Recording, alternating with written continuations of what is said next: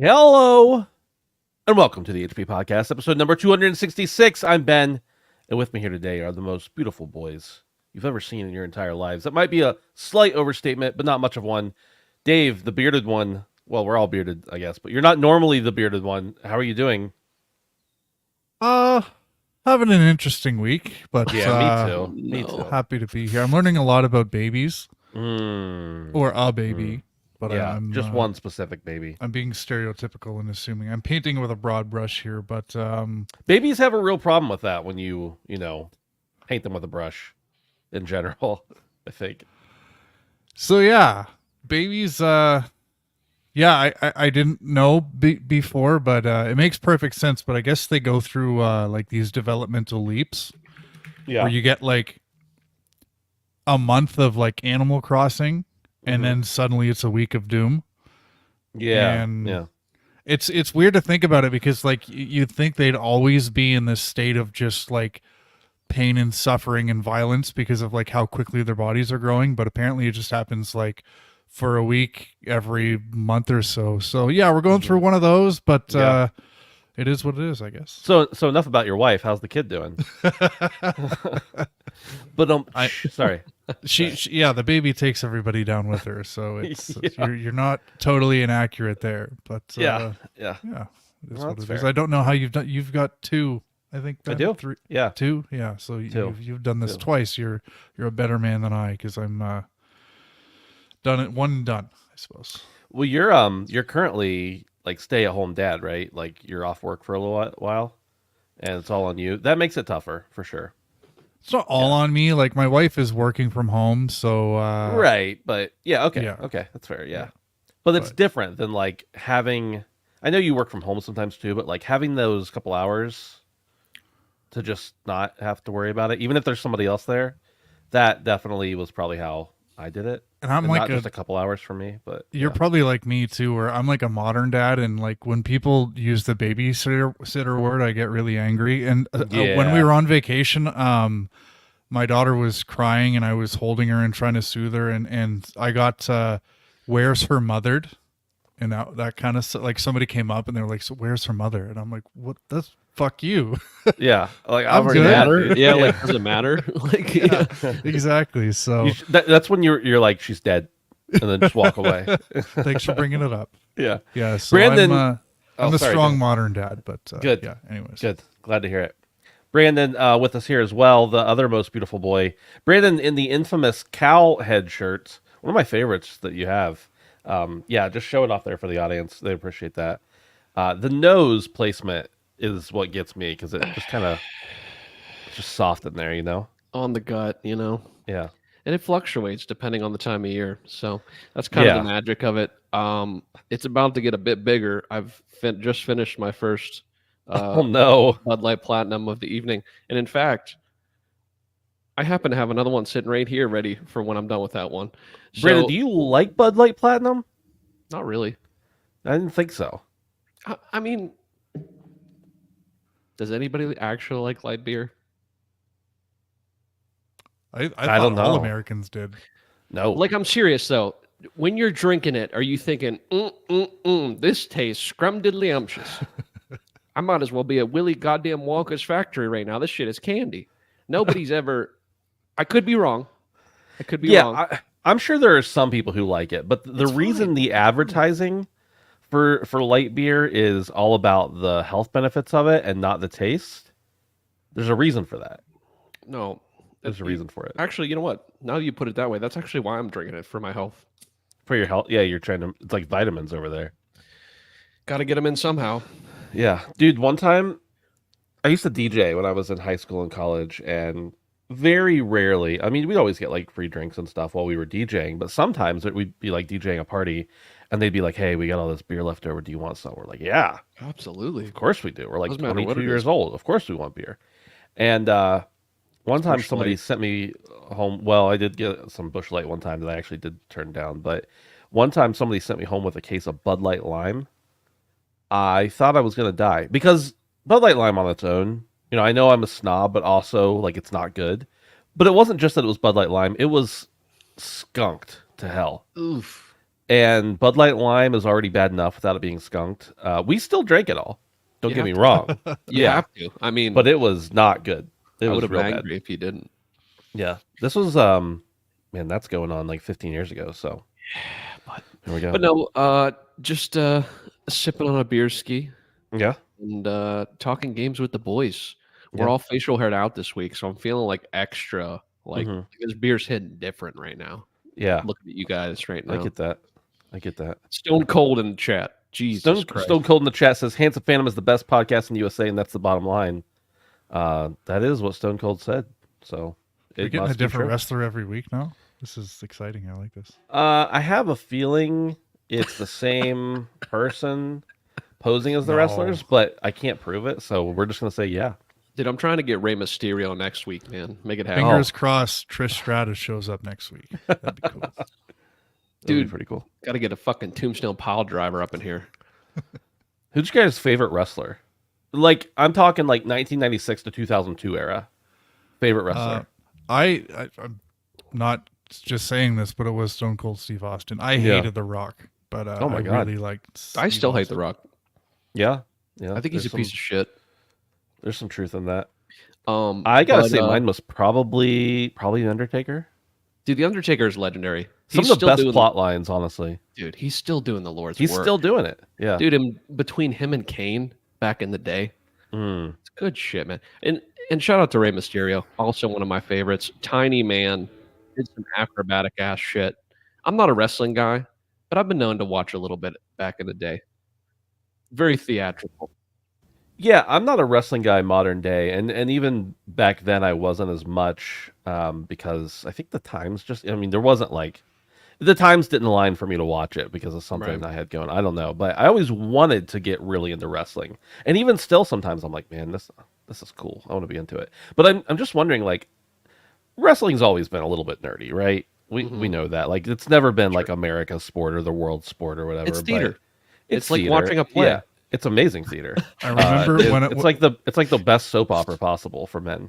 when I was into it briefly in like grade 7 and 8, and I would, whenever it would come up, like people who didn't watch it would always say the same thing. And they'd Yeah. say, it's fake, right? You know it's and I'm fake, like, right? I know it's not about that. It's about the storyline. Yeah.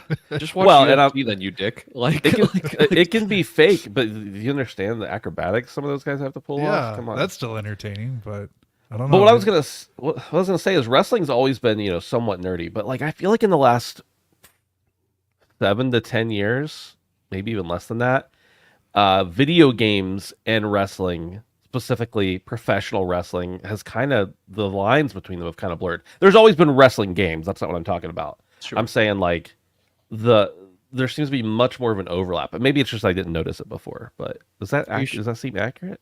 Are you sure it's not the video game people just trying to leech off of another subculture? Maybe the video game people are becoming wrestlers. I wouldn't know any large gaming outlet that would do that. No. Wait. What? I'll tell you later. Okay. This is the HP Podcast, a show about video games and professional wrestling, except not the professional wrestling part, but sometimes. We're live on YouTube every Tuesday night at 7 p.m. Eastern Standard Time, or whatever it is, Eastern Time. Just go with that. Type it into Google. You'll find it. You can also find us on podcast services, pretty much wherever you listen to podcasts. You can also find us on Patreon, patreon.com/handsomephantom. We appreciate having you guys over there. You can support us there for as little as $1 a month. You get ad-free early access to the show if you're an audio listener. And the other place you can find us is hanging out on our Discord over at handsomephantom.com/Discord, where we hang out with all the cool cats and John Cena shows up, but we don't even know it because he's invisible. I stole that from a comment in the chat, by the way. You stole that from his entire bit, dude. Well, Benji Bop in chat a few minutes ago said it's a shame if John Cena shows up. We'll never know. Is there? Okay, let's just get into the wrestling a little bit more here. Is there any lamer have to. bit than John Cena? John Cena's whole thing. I know that they're much more complex than this, but John Cena's like whole thing is you can't see me. It's like Sure. stupid. I thought Mankind's like sock hand thing. Yeah, that I was never a ridiculous. Mankind. I was never a Mankind fan. What about Randy Macho Man Savage? Yeah, you can't Now not that's be. a bit I can get behind. Maybe one of the Yeah. greatest of all time. I Mhm. actually feel like I've done a disservice to the whole community by not mentioning him earlier. So Yeah. Do you guys go back any further? Like, were you into the Hogan era at all? a little I was bit. Those aware were of the it. days. Those were the That was days. kind of like That was before my time a before little bit. everybody knew wrestling was fake. That was back when it was like the WWF, Yeah. right? Yeah, Instead of the WWE. yeah. They had to change it They did have to change it. I remember because that it whole was thing. Because it's like a fuck stage pandas. act. Dude, I Pretty remember much. people selling like there's T-shirts that said WWF, trying to make like bank because they were like, these are collector's items now, and they are. I mean, now they are, but then it was like it happened 2 weeks ago, man. It's not worth anything yet. Let it breathe, brother. Let it breathe a little bit. Let's start off in our jolly podcast here with some depressing news. Number one, Sony has reportedly axed an unannounced Twisted Metal live service game as part of today's mass layoffs. I know Radic in the chat is weeping. Bloomberg revealed the cancellation, stating that the game was in early development at UK studio Firesprite, but wasn't yet greenlit. The layoffs, affecting around 900 staff, or 8% of its global PlayStation workforce, hit various studios, including Insomniac, Naughty Dog, and Firesprite. But interestingly, not Media Molecule. That's a head scratcher there. What? Herman Hulst, head of PlayStation Studios, confirmed some games had been canceled in a reevaluation of how we operate. PlayStation's London studio is set to shut down as well. Sony's admission of lower than expected PS5 sales during the holiday quarter adds to the challenging period. Moreover, no PlayStation franchise games are slated for release before April of 2025. That's about 14 months from now, signaling a tough road ahead for Sony and PlayStation. Brandon, you got that reaction I was looking for with the what about Media Molecule. Yeah, bro. Let me just say something. It might not be the best idea to throw the going away party for the CEO less than a work week away from when all of the employees are going to be dumped in the trash. Privet. Maybe not the best timing to say bye to your beloved CEO. And then a week later, it's like, well, you're next. Nonetheless, I digress. Are you trying to say Jim Ryan was downsized? I'm trying to say Jim Ryan probably had nothing to do with it. Yeah, but Probably not. I think his name was on the letter, though, wasn't it? doesn't it? I mean, He's does gone that in like 2 days. I don't know. If I was that gonna say, what matters does or that not. mean? Like, his letter, anyone could do that. Yeah. But yeah, this is a little strange, man. Especially after Dreams and especially after the LBP fiasco. You would think that we'd be seeing some bigger cuts from Media Molecule of all studios available. So this is kind of a head scratcher for me.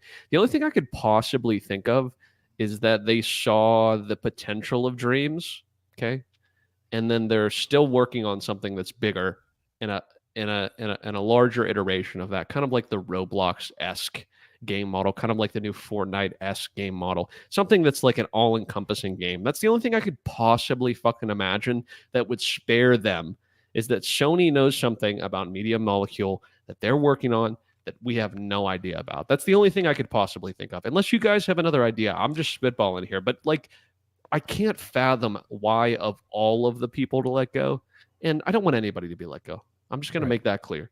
But seeing them omitted from this list is kind of confusing to me. Well, yeah, I think that there's two things. One, Radic just mentioned in the chat, the studio won a BAFTA. They aren't shutting down anytime soon. That's true. And two, I think it's unusual in the case of other studios being shut down, but they just did some layoffs last year at Media Molecule, and they're probably bringing the rest of the studios into like getting rid of that, for lack of a better way to say it, that COVID bloat. Everything kind of snuck up and expanded during COVID, and so now Dead they're laying weight. off some of those people. I don't want to say dead weight. I'm sure they were valuable employees, but yeah, they probably had less fat to trim than other people did. But Dave, the other one, Gorilla didn't really get hit that hard, interestingly enough. But yeah, a lot of people losing their jobs here. What's and last week we talked about Sony's sales numbers for PS5 being down from where they expected. They adjusted everything, kind of nutty. Yeah, it's unfortunate that this seems to be the industry trend, and I feel like every single week we're talking about a new round of layoffs from a different company from a different corner of the industry. So if we're not in a recession now, we're pretty damn close to it. And when people can't afford to buy groceries, then discretionary spending is usually an unfortunate victim. So, I mean, it's just sort of the reality of the situation we're in right now. I do have to give a bit of recognition to the way it was communicated from Herman Hulst. I don't know if we've ever seen this much detail or transparency from like one person in these layoffs.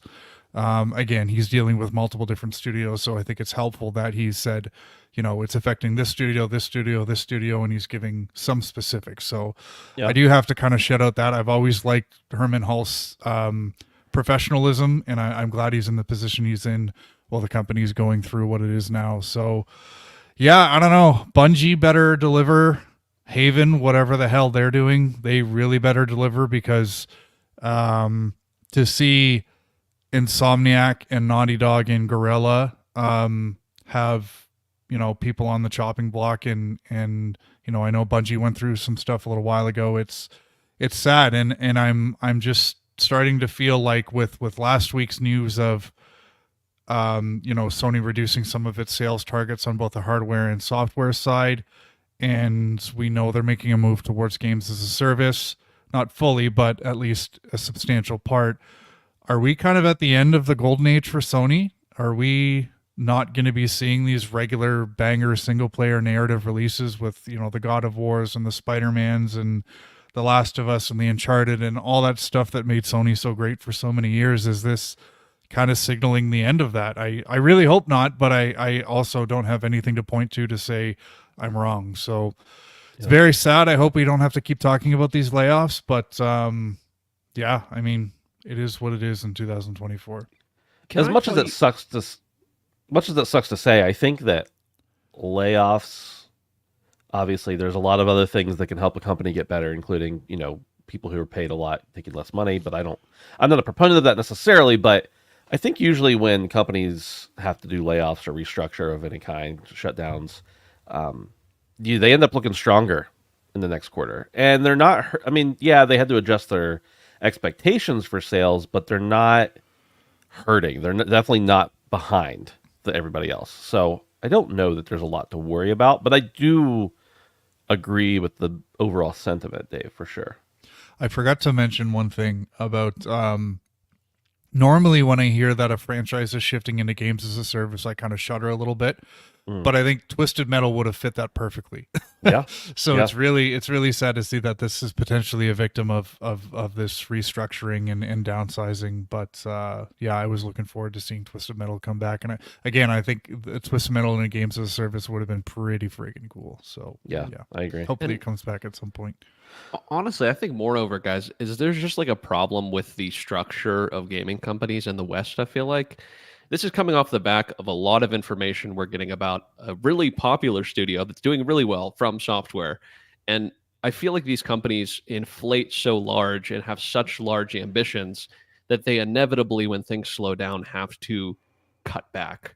And you take From, for instance, who has a game that, you know, maybe the deadline wasn't pushed. People were upset that the DLC took 2 years, but you have a lot of senior people, not new people. You keep the people around. You keep the company small. You don't worry as much about deadlines. And in the West, we can't do that because we have profit margins to meet.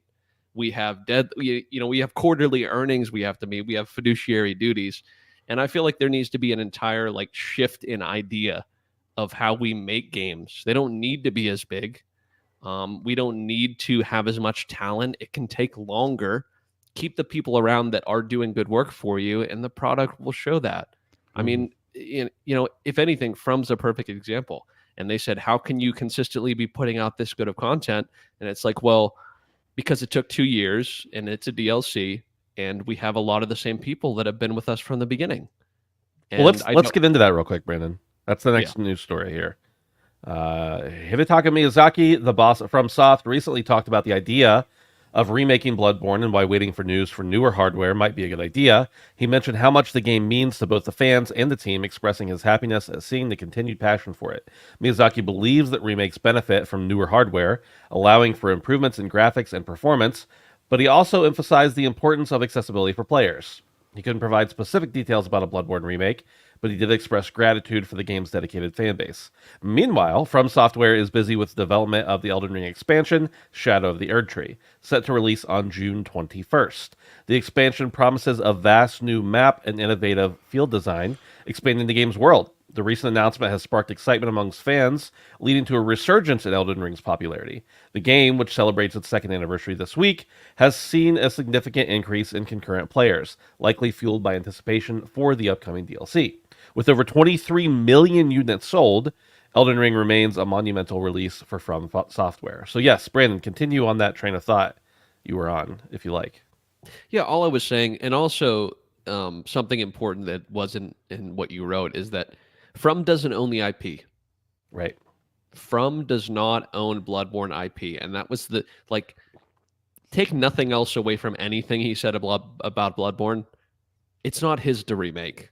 You know, Right. it's just it's not From's to remake. It just isn't. I'm betting if they pushed for it, they'd get the permission. But yeah, Yeah, it's just probably not top priority list when you're selling 23 million units of Elden Ring. right, exactly. So I would love for Bluepoint. It's literally perfect. It's literally fucking perfect. Let Bluepoint take it. Yeah. But either way, I don't necessarily agree with the whole hardware thing. I think that maybe Bloodborne would do just fine on PS5 is what I'm trying to say. But nonetheless, yeah, like I was saying, I just think there is an issue with the way we make games in the West and the struggles between quality and deadlines and manpower is a constant battle. And unfortunately, that's just the way business is in America. And I'm not saying that there aren't things similar in other countries, but what I'm saying is that it works a little different here. And that's completely clear. I mean, we're seeing some of the giants have huge, huge layoffs, and we clearly have reached some sort of bubble here. But I actually didn't even know you had this in here. But yeah, 23 million units. Holy fuck, that's a lot. I'm super glad to see it's doing well. I wasn't surprised to hear that after the announcement there was a bit of a spike. 2 years, I can't believe it already. Yeah. But what'd you guys think? About the announcement, Yeah. looks awesome. Yeah. Absolutely. You got to finish it, bitch. Oh, I know. I'm down. Dave and I have. Dave, you're probably not jumping in, huh? You've had your fill. Fuck yeah, I'm jumping in. I want to start a new Let's playthrough. go. You kidding me? Let's go. I have all of my PS5 characters leveled for you, Dave. I'm ready. Sorry, I gotta go back to the Bloodborne thing for a second before we get into the Shadow of the Erdtree circle jerk. But yeah, I'm with you, Brandon. I don't understand why he would sort of mention waiting for new hardware when we saw what Bluepoint did with Demon Souls, and I last week or the week before, I feel that's the best looking game I've ever played on PlayStation 5. Yeah. And it's like, what makes you think that, Bloodborne couldn't have the same treatment? And you're 100% right. And I think it's astute that you've kind of pointed out that, like, he can say what he wants. They don't own the IP. But the fact that he's talking about it and the way that he's kind of worded these things makes me think that some thought has been put into this. So it could be a thing somewhere. It could be something that's being worked on or just something that's been considered. So that's a positive thing. But Totally conjecture here. This is just me guessing, but I'm going to present it as a fact because that's how it works in this industry. PS5 Pro Bloodborne remake confirmed. Bluepoint. Yeah, probably Bluepoint. Dude, Maybe he knows it's coming with new hardware. It should be Bluepoint, right? Yeah. Like, I mean, From's busy. Like, I'm not saying they couldn't do a great job. That's not what I'm saying. It's just not, like, give them their space. They're making new things. Give it to Bluepoint. Tried and true, buddy. Tried and true. Yeah. Shadow of the Erdtree. It's great to see FromSoft trying to swing for the fences with every little thing they do. I mean, they could easily give us a DLC that's like a 5 out of 10 FromSoft effort and people would still love it. But with Shadow of the Erdtree, it's like a whole new map, a whole new area.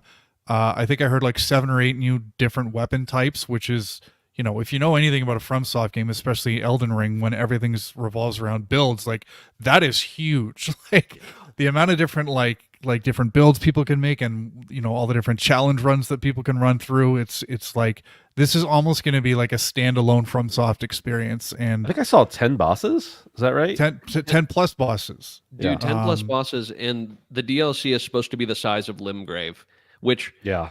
I'll pause you for Pretty one big. second, Dave. Miyazaki said that Elden Ring could be beat, what did he say, in like 40 hours? So what I'm saying is this man is underestimating every single time he says something, because most people spend over 100 hours in the game. So Yeah. who knows how big it actually is, if it's the size of Limgrave or if it's like actually significantly larger, because he's kind of fumbled That dev this. math. Yeah, seriously. Yeah. Yeah, and I mean all that for $50 is it's kind of a no-brainer for me. I'm a little concerned about the difficulty level because I know with FromSoft games their DLCs can often kind of turn the difficulty up to 11. With Elden Ring it's a little bit different because of, the way you can approach challenge, but yeah, I mean good for them. This is going to sell like hotcakes and they deserve it because again, they just seem to put maximum effort into everything that they do when they don't really need to. So, yeah, good for them. Looking forward to this. Dude, literally, the Shadow of the Erd Tree, just the trailer had more like story development and an art direction than some entire games. like literally, it's insane what they do. It's crazy. And I know I'm just kind of jerking them off right now, but like one of my favorite games. I'm sorry. Brandon Samwise actually you in the chat. He said Miyazaki actually said, Oh, quote, think whatever. bigger than Limgrave. Actually. But no, thank you, Sam. I appreciate it. Appreciate But so it, yeah, Sam. I'm at just least trolling. as big as Limgrave, it sounds like. So, well, goodbye, London studio. We'll miss you. Apologies, condolences to all the folks being laid off at Sony. Hell yeah, Elden Ring DLC and playing it.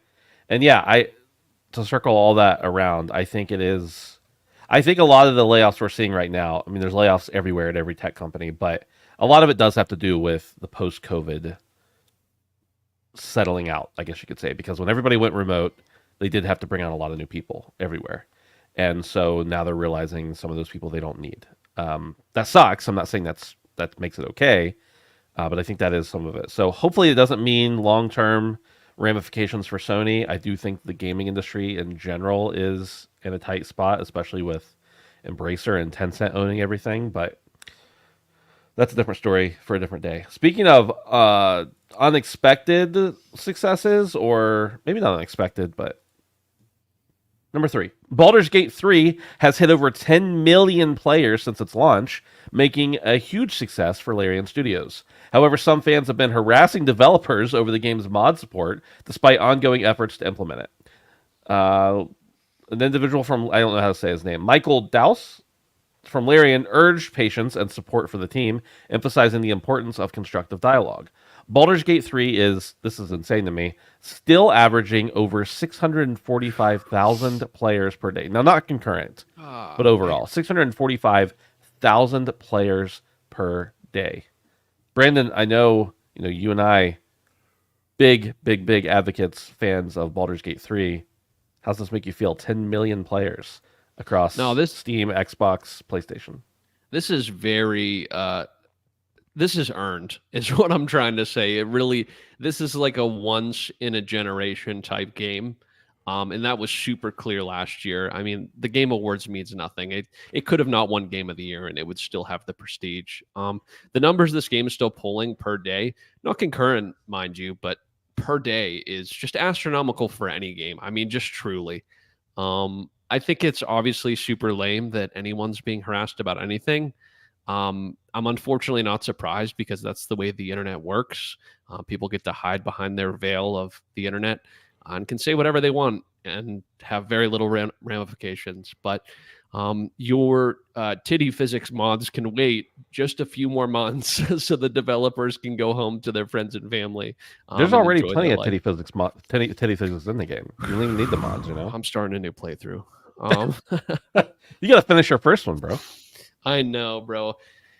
I don't even want to talk about it, but I'm like almost 100 hours in, and I'm still in the third act. But yeah, this is sad to see. I mean, it's a constant struggle between the toxicity of the internet and the good people that make the things we love.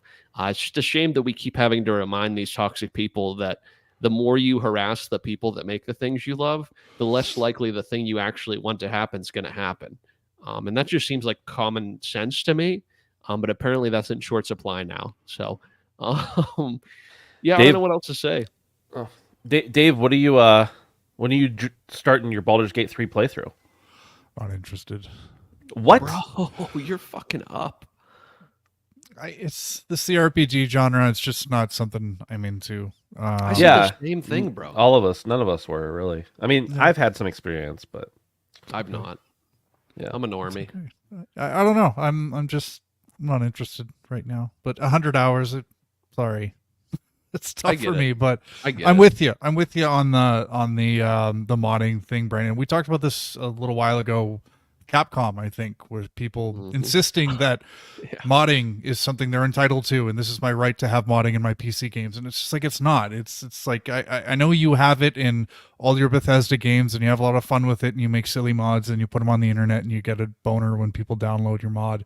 But it's not a God-given right that you be given modding rights in your game. How does it even make sense in Baldur's Gate is something I want to know. Maybe it was in the previous entries, but I don't know, harassing developers because you think you've earned the right to have modding in your game is just ridiculous, and it needs to stop. But it won't, because we have the internet and everybody can hide behind an avatar. Right. So, And honestly, really it's gone a step further, Dave. It's not just to have the ability to mod, because that's already a thing.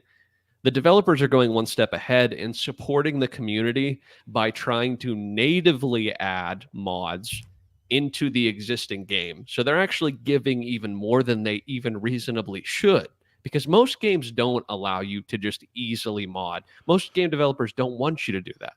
Yeah. But they're being nice enough to go above and beyond and say, hey, we're trying to add this natively in our game so it's easier for you. And they're getting shit on. You know what? In 2022, a little game called Battlefield 2042 launched without leaderboards. So count your blessing. Count Yeah, your seriously. blessings, Larian players. Jeez. Number 4, this one is for Dave and Brandon both, but in different ways. Nier Automata, Square Enix's acclaimed action RPG, has reached a significant milestone with over 8 million units shipped and downloaded worldwide. The game's enduring appeal, characterized by its captivating story and engaging combat, continues to attract players even 7 years after its release.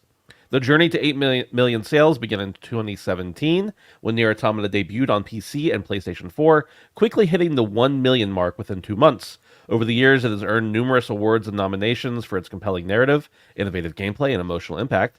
An enhanced version released for Xbox One in 2019 and expanded the game's audience by introducing new features and content, such as additional outfits and playable characters. I didn't throw this in there, Dave, but in celebration of 8 million units, there's a sale going on across pretty much all the storefronts. Should I buy it now? So, Dave, when are you finally going to hop in? You've been talking about this one for a while. Well, I have to play. I know you have to. Contractually obligated to play it this year. So, That's right. yeah, I am aware of the sale. It's on my wish list, and it ends in 2 days. So I think I might pull the trigger. I might not play it just yet. Sure. But yeah, I'm really. What's it selling for right now? It's 26 loonies. So I don't know Okay. what that is in US dollars. It's like but, $4, I think. So I think it's 22. But anyways, it's about half off. So Okay. yeah, I mean that's a great price for a game like that, and I'm excited to play it later this year. But I look quickly at the numbers for Nier Replicant, just because I was curious, and I know that that's a remake, and it was hovering around approaching 2 million units sold. So I'm kind of wondering why Square Enix with these kind of numbers hasn't cashed in a little bit more on this franchise. I know will. what's Yoko Taro, is that his name? Yoko Taro, yeah. He's my understanding of him is he's a bit of an eccentric, and he's the kind of guy who probably much like Ken Levine works at his own pace. So maybe that's what's holding them back. But yeah, it's great to see that this seems to be a franchise that can no longer be classified as niche or cult. It's a big franchise. It's a big game. So yeah, I'm really looking forward to playing, and I'll probably buy it before this sale ends. So yeah. Yoko Taro is, as you mentioned, a bit eccentric, and I would imagine if they're letting him and paying him, he is making it. But he has said on multiple occasions, he always talks about just give me money, just give me money to do it. I'll do it. He's an odd bird. Brandon, were you in the room with the panel with him at PAX East that year? I don't think I was. I was probably off gallivanting. That must have been just maybe it was the year just Dustin and I went. I don't remember, but Yeah. weird energy in the room. Of course, I mean it's PAX. There's always weird energy in the room, but yeah. Okay. You say the man's eccentric. He wears a mask in public. Not a mask, a helmet. He wears a whole like. I rest my case. Yeah. I'm more power to him. I'm not detracting from his game. What I'm just saying is that you are correct, Dave. Yeah, you're about to detract from his game. I can feel it. Dude, don't shame me on the Red Dead, dude. Well, I'm happy about it. 8 million sales. Hopefully that means. What was the quote, Brandon? Is Nier's combat was ass? I think that was the exact quote. Write it in stone, Dave. I'm not It's arguing with it. I'm just it's going to be playing in my head over and over again as I'm playing this. The first 45 minutes to an hour, I'm just like, is the combat ass? Is it ass? Just hold down the shoot button and then like just spam all the other buttons. Oh my That's all you have God. to do the whole time. All right. Are you Well, okay, Ben? Brandon's gone. He's not on the show anymore. He's He takes me off stage, bro. The disgrace. I just got the hook. You know the like hook that comes in and pulls you off the side of the stage. I just got hooked off the goddamn stage, boys. Jesus. To be in Helldivers 2, says Poot. Good lord. yeah. He was mentioning that the other night. I mean, I'd it's be not back. confirmed or anything. But I'd be yeah. back. Blow Yeah. off that skirt. Number 5, concerns about the future of Apple's arcade has been raised by multiple sources, citing a decline in developer payouts and a shift towards family-friendly licensed games. Despite initial success, the service is now perceived as uncertain, with some developers describing it as having the smell of death. The decline in payouts began around October 2020, and a reboot in spring 2021 led to the cancellation of numerous projects, frustrating developers. Apple's strategy shift towards family-friendly titles with big IPs attached has left some developers feeling uncertain about the service's direction. Moreover, the opaque nature of Apple's bonus pool payments and the difficulty in obtaining marketing support have added to the developers' frustrations. While some hope for a turnaround prompted by competition from Netflix's gaming subscription service, others believe Arcade's struggles stem from a lack of passion and investment in gaming at the company's leadership level. Now, I know none of us are really that big of mobile gamers, but Apple Arcade, when it came out, I did check it out. I think my phone came with a subscription or something, or I got 3 months free or whatever it was. And there were some quality games on there, but I did take a peek because I got a new phone recently and it had a thing, and I didn't redeem it or whatever, but it was like, check it out. So I was like looking around. I'm like, there's nothing on the new list here that I want to play. But Dave, have you really thought much about Apple Arcade since it came out? I actually forgot about it. To be honest, I really like the wording in this that it smells like death. So it's kind of like a senior home of gaming. Ew. But it's it's Jesus. just when your own developers are saying it smells like death in here. I don't know when I think about the Apple Arcade and I think about what Amazon's starting to do with gaming, not their like New World and the MMOs that they've invested in, but more of the game streaming stuff that they've been doing with Luna, and then what Netflix is trying to do. It makes me think that like in gaming there's the extreme of the hardcore gamers, so I'll say us, and then on the other extreme you have mobile gamers. And I kind of feel like Netflix and Amazon and Apple maybe overestimated the amount of people who could make up the middle. Like, is there a substantial amount of people who would see value in a subscription gaming service with like mobile-esque games that, they wouldn't need to pay for when there's dozens and dozens and dozens of quality free games on your phone that, are just ad supported or maybe have like a battle pass kind of thing? It kind of seems like that might be the case where there isn't really that many people now who are interested in sort of that middle tier of gaming. So yeah, I mean, who knows if Apple Arcade will be around in a year, but it certainly seems like it's not going to be in the context that it is now. So I don't know, Brandon, what are your thoughts on this? Yeah, I mean, I do tend to agree with you, Dave. As someone who doesn't gravitate towards mobile gaming, I feel like they are in a interesting spot. I feel like around launch was when they really were pushing some big and interesting titles, but things have kind of fallen off in recent time. I feel like we live in a world where you can play Resident Evil on your phone natively. So why the fuck would I want to play a game that's like modern Flappy Bird or like Golf with Friends?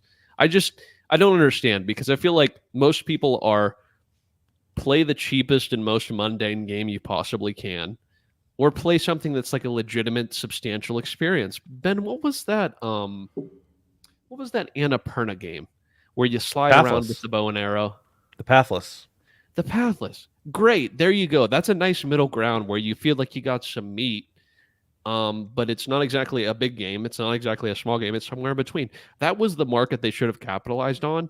And if they would have provided that sort of value, I feel like people would have been more willing to give them money monthly. But unless you're pumping out games constantly in the middle like that, I just don't really see much of a value. I mean, at that rate, I might as well, cut my subscription for 2 months or 3 months, however much it is, buy a backbone, and then I could play goddamn whenever I want on it. You know what I mean? It's just, same with Xbox. It's just there's too many other good options for me to be paying Apple this money, and it just doesn't make sense to me. I do agree it's incredibly funny that the devs are saying that it smells like, you know, what is it when you die? There's like the death crackle. Do you guys know this incredibly Yes. dude, the death crackles are happening with the Apple gaming subscription right now. You could just hear it over the mic. I've actually heard that. It's a very eerie thing. Yes. But Have you heard it in real life? no, I've heard recordings of it. Yeah. But yeah, I listen to a lot of weird podcasts. Apparently, yeah. But, Yeah. I'm the moody brooding type, Ben. Yeah, I know. But I know. Do we have a why name I- for the show? that's why I got a couch. That's why I got a cow shirt on. But Apple Arcade is in the grave as far as I'm concerned. And if only you could play Fortnite on your Apple phone, that would fix some issues. If you would have offered Epic a reasonable cut for the money that they're earning, I think that maybe you would have been making more money. They But might that have been wouldn't have helped Apple Arcade. That would have helped. No. But what I'm saying is that if instead of investing in Apple Arcade, you then invested in Epic and said, we're going to take a smaller percentage than anyone else because the amount of revenue that's generated from this is insane, maybe you would have made more money than Apple Arcade. And I would bet that a lot of the money they are making from Apple Arcade is because it's tied in with people's Verizon subscription. It's tied in with their AT&T. It's tied in with their fucking Peacock. Or people have forgotten about it because most people have. Yeah. The end. Yeah, I don't know if this is typical, but I got this phone about 2 weeks ago, and I got some notifications on previous phones or during promotions or whatever. But I'd say the amount of notifications, hey, you have 3 months free with your new phone for Apple Arcade. The amount of notifications I've got has to exceed 24 in 2 weeks. It's stupid. Also, I want to say in chat real quick, Alex, you are correct. Golf for Friends is good. Yeah. It was just the first game. It was actually one of the only ones I could remember that was actually decent. So unfortunately, I had to flame it because it was the only one that came to memory. So, hey, and shout out to the Pathless. Dude, I don't know how it is on Apple Arcade, but on PS5, one of the most overlooked gems of the generation so far, in my opinion. Annapurna, man. I platted that game right off the bat, man. That game was such a vibe for sure. Let's see here. Number 6, I think. We're gonna skip around a little bit. PSVR potentially coming to PC. PSVR 2, that is. This is a really short one, it's just speculation, but Sony Interactive Entertainment is currently testing PC support for its PSVR 2 headset with plans to launch in 2024 this year, the company announced. Oh, they announced it. I misread. I didn't actually write this up. I just saw it and put the link in here. In a PlayStation blog post featuring updates on upcoming PlayStation VR 2 games, Sony Interactive Entertainment Content Communications Manager Gillen McAllister said, Quote, we're pleased to share that we're currently testing the ability for PlayStation VR 2 players to access additional games on PC to offer even more game variety in addition to the PSVR 2 titles available through the PlayStation 5. Get as many buzzwords in there as possible. We hope to make this support available in 2024, so stay tuned for more updates. No more updates were announced yet. Dave, the three of us have varying interests in VR and using it and everything, but we've said, all three of us have been consistent in saying, like, you've got this awesome new headset, make it possible to work on PC. And I know that the first PlayStation VR eventually was able to be played on PC, but it took some modding to be able to do it. But native support, I think that's big. Does it point to something bigger for Sony? I don't think so. I think this is the death crackle for the PSVR 2, frankly. Yeah. They Death seem rattle. to be, this is them looking for more players because they haven't found them in their existing customer base, which, I mean, we all kind of saw coming. The PSVR 2 was priced very high at a time when people probably couldn't afford it, and they haven't really put any captivating software out there to make people want to pick it up. I suspect Beat Saber is still the best seller on PSVR 2 or is among the best. So yeah, I don't know. I think this is a swing and miss for Sony, the PSVR 2 in general, and this is them just trying to find some new life for something that probably will be a distant memory in a couple of years. I would suppose. I hope I'm wrong because I mean, I want a reason to purchase something like this. I really do. And the Gran Turismo thing was cool, but it that wasn't really a solid effort. I mean, that was an existing game that is better on the console and just kind of works pretty well on PSVR 2. So I would like to see Sony put a concerted effort into making me want to buy this thing, but in concert with the first story we talked about today, I don't think that's going to happen anytime soon. So this is a sign of the end to me, potentially. Brandon, with Sony bringing so many of their games to PC, and especially with Helldivers 2, third party, or second party, I guess, are they going to, are we going to see, is it just going to be PSVR games on PC, or are we actually going to see, use it with everything? No. I disagree with Dave. I think that this is a good thing for PSVR 2. I think that this is the only saving grace for PSVR 2. We had a lackluster PSVR 1 launch, okay? It made merely a splash, merely a puddle. It was lackluster, and I was hoping, for the sake of the medium, that the PSVR 2 would make a bigger wave, not just a splash this time. But the reality is the software is still not here. And Sony knows that. It's not selling as they wanted to. And so the saving grace for this console is not to just offer PlayStation VR titles on PC. The saving grace for this hardware is to allow you to use this hardware for other things. Truly, I think that is what's going to save this thing. And really, I don't think that Sony has much of an interest in putting out a lot of good software. I mean, they've kind of proven that for 2 generations. Now, I'm not saying there hasn't been gems there. I'm not saying there hasn't been games that have been interesting, but they're also, the majority of the games on PSVR 2 and PSVR 1 that were the best games you could possibly get were also available on other systems. So I really do think this is actually imperative for Sony to do, not only because they've recently showed, and obviously the whole gaming industry is in a mix-up as far as the crossing of lines from North Korea and South Korea, so to speak.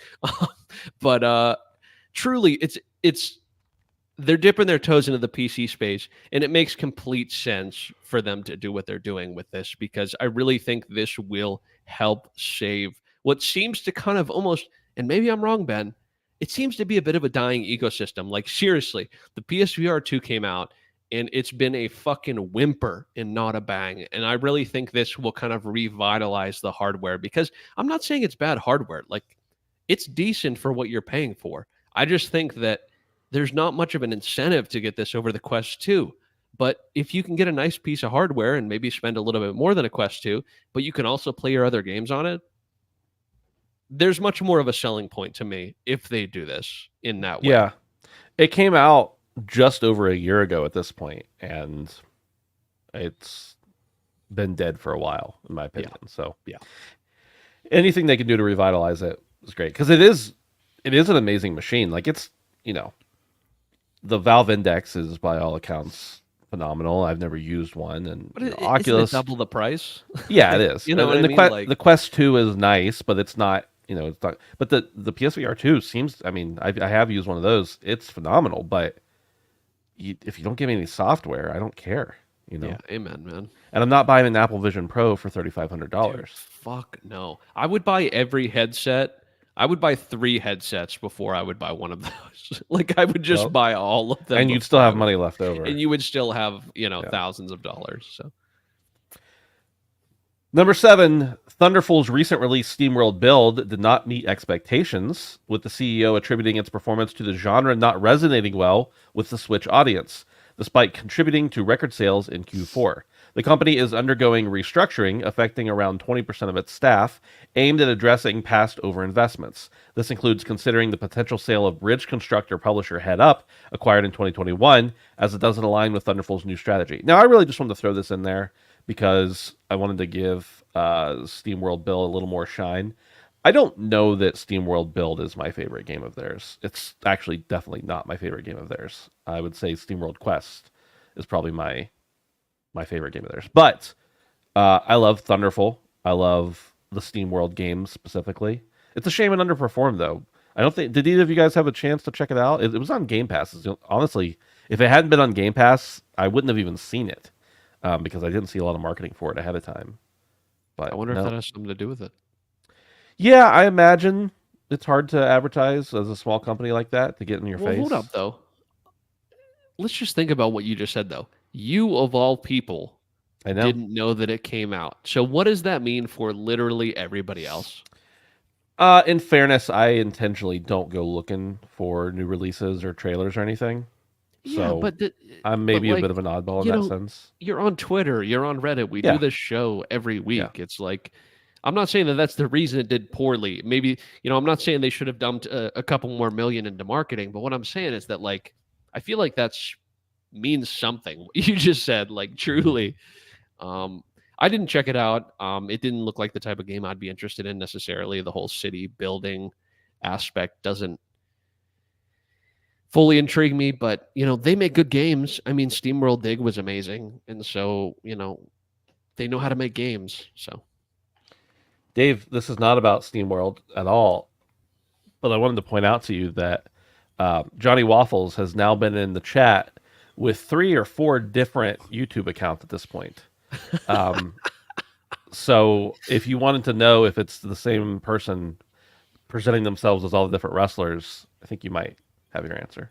Okay. Well, I was actually wanted to talk about SteamWorld for a second, But you can do that. I just wanted to, pointing that out. yeah. SteamWorld's wild because this is a franchise that I think intentionally tries like several different genres. Like we had Dig, which was a digging game, and then there was Quest, and then Heist, and I think they had a tower game too, and now they have a city builder. The problem with this is, I can't back this up, but I suspect that SteamWorld has built their fan base probably on console, and a city builder, in my opinion, probably doesn't work too well on console. They mentioned the Switch specifically in this article, and I cannot imagine playing a menu input heavy game like a city builder on my Nintendo Switch. So, I mean, that might have something the to do- AAA king of Switch gaming. Yeah, exactly. of all people, So of all people, they should have asked me. They really should have asked They really me. should have. So, I mean, when you're taking that many risks with jumping from genre to genre, you're going to come to a point where it just doesn't work. So hopefully this isn't the end of SteamWorld games, because I agree with you guys. They're really, really good. I played Dig and Quest, and I had a lot of fun. I think one of the only games that Ben Smith gave a 10 out of 10 on Handsome Phantom Reviews. So, yeah, I hope this isn't the end. That's for sure. Yeah, agreed. Now we're going to get to what we've been playing, but first I have one more news story that I just wanted to read that's kind of related. Number whatever we're on, 8, I think. Skull and Bones, Ubisoft's pirate game, has struggled to gain momentum since its recent launch, with only about 850,000 players, including free trial users. Despite offering an 8-hour free trial, engagement remains low, possibly due to its $70 price tag for a live service title. The game's future success is uncertain, despite plans for year one content updates and new seasons. So on to what we've been playing. Dave, what have you been playing, by the way? Oh, you threw right to me. Just I assumed you guys were playing it too, so I thought you guys were all gonna jump in there. But no, I haven't. it's Honestly. unfortunately not surprising news. That it hasn't really hit the way that I think Mr. Guillemot was hoping for. This game had a hilarious development cycle, and I think people just don't really give Ubisoft games the respect that they maybe deserve, because I'm still playing this game and I'm still having a great fucking time. It's I wish I had more time to play it, but everything I've done in the game is I'm having a really really good time with it. There are like world events that pop up, and world events aren't something that are new, but it just works so well in this game. They have these elite captains that show up on the map, and you have like 20 minutes to get there and take them out. And they're really tanky, so like they're supposed to be co-op events. So basically, when you see it on your map, you kind of make the decision, okay, I'm going to go for it, and you can call for help. So that'll signal to any other players in the instance that you're going to go do it. Please come help me. And like you kind of as you approach the ship, you can see it on the horizon, and you can pull out your spyglass, and you can see kind of what you're going to be dealing with. And you've got a couple minutes because you're sailing, so you're kind of preparing and stuff. And I had one of these instances where I got really close to the ship and I didn't really see anybody, so I'm like, fuck, I'm gonna get my shit kicked in. But then like I kind of pan around and I see a couple ships coming on the horizon, and I pull up my spyglass, and sure enough, it's two other players who were coming to help me. So yeah, it's just been a lot of really like epic and fun moments like that. There's a lot of treasure maps that you find, because obviously it's a pirate game, and you can either buy them or loot them, or you get them from quest givers.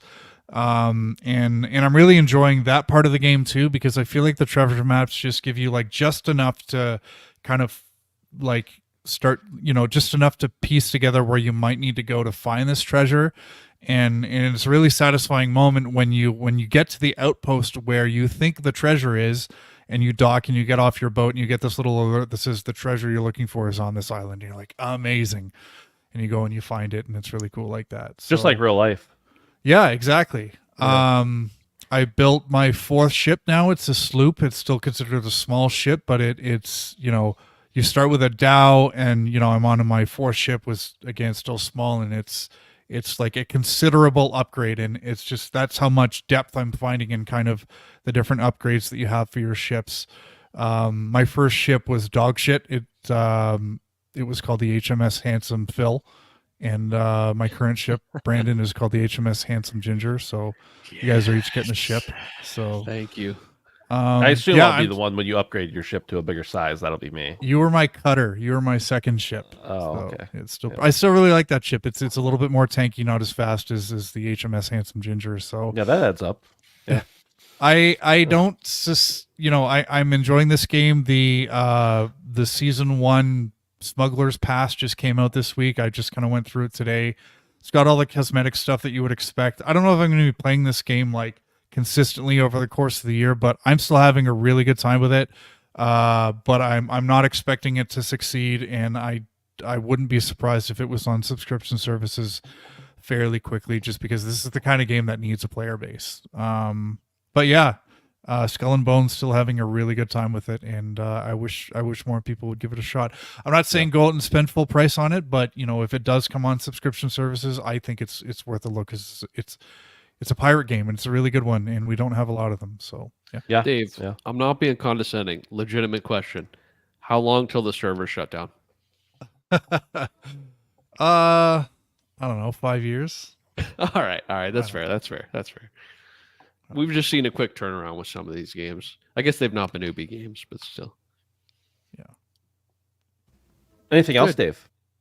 I've also been playing more Deep Rock Galactic Survivor. I had a Phil moment, and I don't know if this story's been told on this podcast, but Phil, you guys can correct me if I'm wrong, but didn't he play Fallout 4 over Encumbered and didn't know about Encumbered? Yes, And he just that thought is that's correct. just how slow you move. So I had a moment like that in Survivor, where a lot of the classes you play, like, again, because it's an auto shooter, they will shoot in all different directions. But there's one class where I didn't realize, but the gunner class, you actually need to be facing your target for them to shoot at the target. Otherwise, they will just not shoot unless there's a target in front of them. So I was just constantly running away from these swarms of enemies. I'm like, I really like this class, but I feel like he should be doing more damage. And then I suddenly turned my gunner, and he started just mowing everybody down. And I'm like, oh, okay. So that's how that works. But yeah, I got to the second biome. I've unlocked the scout is the one you start with. I've unlocked the gunner and the engineer. I really don't like the engineer, but I really like the gunner. And yeah, this is a one more game kind of game where it's really hard to put down. And I'm in the Discord, so I'm hearing a lot of the feedback that the devs are getting, and it appears that they have a really good community. And again, this game is in an open beta, so it's not even a full release yet. So early yeah, access. early access. Sorry. Yeah. So yeah, I'm hoping there's a lot more to come from this game because it's a lot of fun. Dave, I'm loving it as well.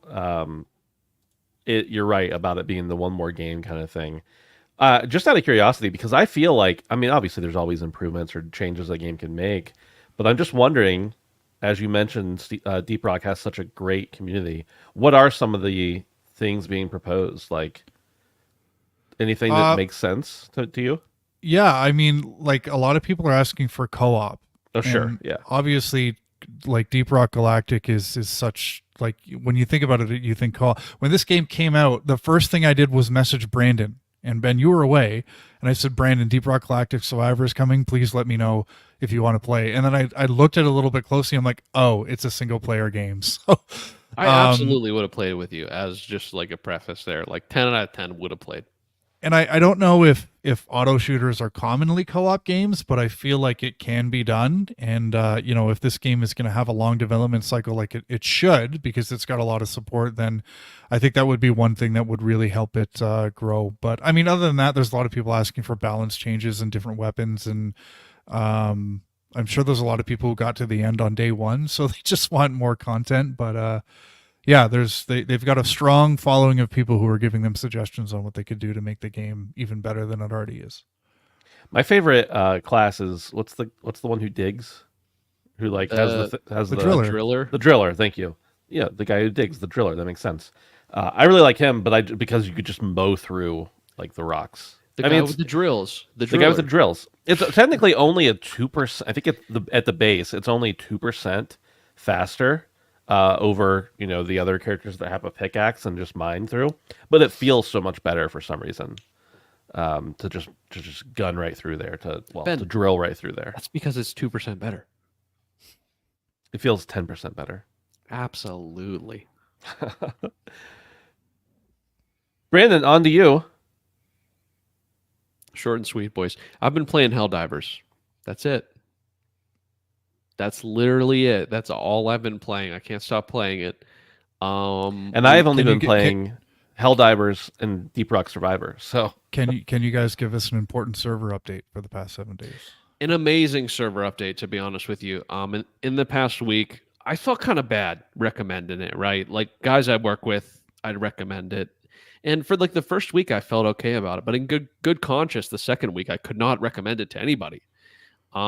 They added AFK kick after 15 minutes, and the servers were increased from 450,000 to 700,000, at least right now. And there's been some speculation on Twitter. The Arrowhead CEO is saying that they've maybe sold around 300 million copies, which is huge. 300 million? Or I'm sorry. Jesus Christ. 3 million? 3 million. 3. Okay. 1, 2, 3. Count them. I was like 300 million. Yeah. We got an all-time classic here now. That's more than Minecraft, I'm pretty sure. They wish. All right. 3 million. But nonetheless, what I'm trying to say after I've completely fumbled this is that it's doing well. 0 queue time, no matter what time of the day, at least right now. I know it's going to continue to grow in popularity, but I hope instead of them having a couple weeks to fix this, now they're going to be able to see a slow increase to the player count, and they'll be able to adjust on the fly. But amazing game, super fun. Last night we were playing on Insanity, I think, which is one of the top 3 difficulties, which is 2 from the top. And there's another one above that, and then Helldivers, something like that. So we're getting there. I'm really excited to keep going. The hard stuff is super fucking fun. It's really stressful, but it's really fun and super rewarding. So, can't talk highly enough about this game at a $40 price tag. I can't say anything I haven't already said, other than, you know, even, I will say something new. I've been playing a lot solo, and I've been queuing with people, and it's been a mostly very good experience, which is not something that I can say with a lot of other co-op games. Obviously, you get a stinker here and there. You get a person that's AFK. That was more of an issue pre-patch than it is post-patch. But you get people that just kick you as soon as you get in the lobby, maybe because they didn't mean it to be open. Just stuff like that. But for the most part, I've had a really positive experience, even on the more difficult missions. So shout out to the community. I've been seeing some weird stuff go around on Twitter. Who knows if it's just sensationalized shit about people team killing and all that nonsense, and people trying to discourage min-maxing and stuff, just kind of have fun with it. And I love that. That's why this game is so great. They've even come out and said they're not interested in PvP at all, because it harbors a better community when you're not competing against each other. And I think that's kind of the best part about this story, is that it fully feels like a team experience with everybody. And I think that really does provide a good experience overall. And to be honest with you, I want to touch on this that I didn't touch on. It's interesting how the narrative of this game will be shifted depending on how the player interacts with the game. And that's something that doesn't always happen in games. So I'm going to be really interested to see how things change as time goes on, and player counts fluctuate. So love this game, man. We'll be playing later. Probably going to be streaming later. But yeah, super, super, super good game. Yeah, I'm having a blast with it as well. I think I'm over 50 hours now in the game, which is absolutely insane. A lot of that's due to the fact that it's like, hey, all the boys are playing, time to hop in. Yeah. So it's been a lot of fun. But Brandon, to your point about not having a lot of, I think I told you this, but I saw an article, I think it was on Twitter, about people not realizing that resources are shared. Right. So they're team killing people so that they can get the rare samples or whatever from them. So this is just a PSA that your resources are shared, not your ammo and stuff like that. But is shared, but all the pickups, they're all shared. So stop team killing each other if you're doing that. But no, it's a phenomenal game, really good community. It seems like, just so much fun. Dave, I wish you could be playing with us, man. I do too. I think you'd like it quite a bit. You gotta dust off that PC, or maybe supercharge it, something like that. Someday, maybe. That's it. That's all we got. That's all we got for the show. Appreciate you guys hanging out. Don't forget, you can join us over on patreon.com/handsomephantom for as little as $1 a month. See us there. We appreciate it. You can also join us on the Discord, handsomephantom.com/Discord. Real easy to remember, hopefully.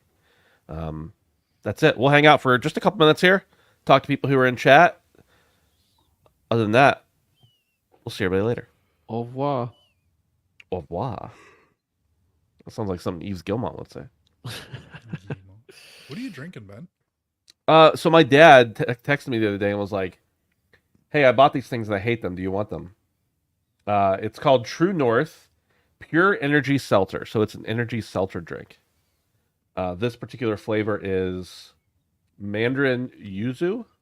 I don't like seltzer. it. Does that mean it has alcohol in it? No, it's it's just seltzer, like fizzy water with caffeine in it, I guess.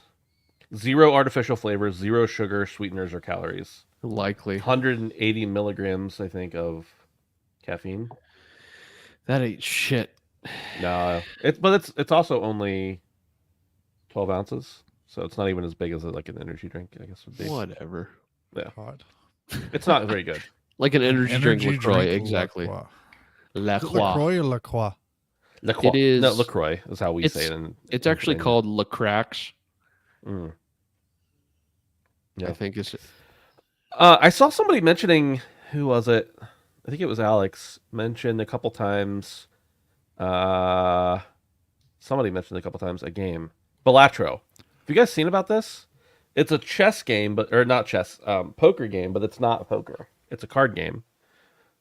but it's poker, but not. Hmm. Need to check it out. It's $15. I Nautically put it on my wish list. satisfying deck builder where you play illegal poker hands, discover game-changing jokers, and trigger adrenaline-pumping outrageous combos. I just heard about it in the last probably 2 days. It looks really fun, but I don't know. I've got so much else to play right now. I threw it on my wish list so I'd remember it. Poker's just the gateway. Okay, all right.